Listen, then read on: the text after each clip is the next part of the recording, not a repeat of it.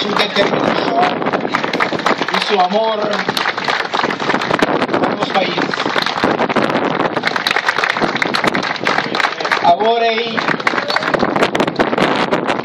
Agora como nós estamos tratando o Sr. Boi, então estou preocupado com ele do pai. Então, se eu disse não, de roubo tempo, eu disse não, eu disse 23, não, de roubo tempo. Nós estamos seguros que nós não temos, Sr. Boi, roubo tempo mais conosco.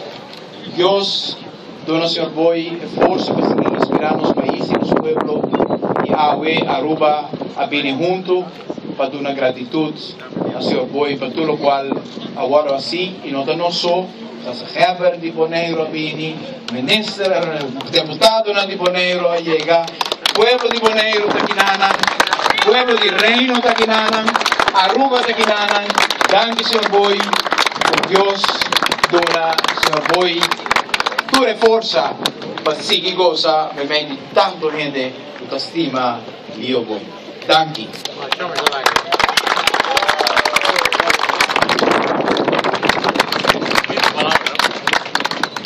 Acabei virou preto.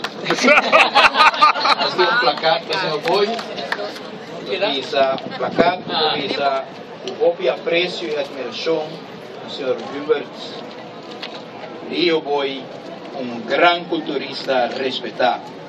E o presidente do Peru.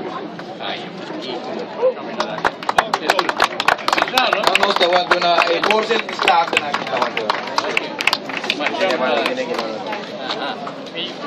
amigo Nan, ora conoce reconocer un personaje manera el señor Leo Boi. Nos digo de algo que queda testimonio para la siguiente generación.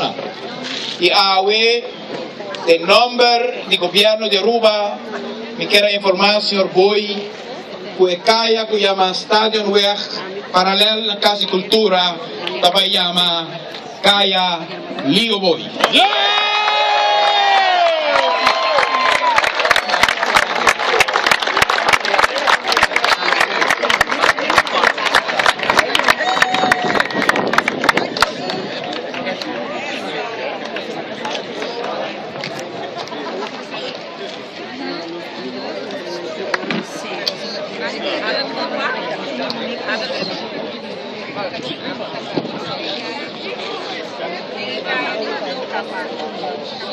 Estoy llamando delante al señor Albert Cruz.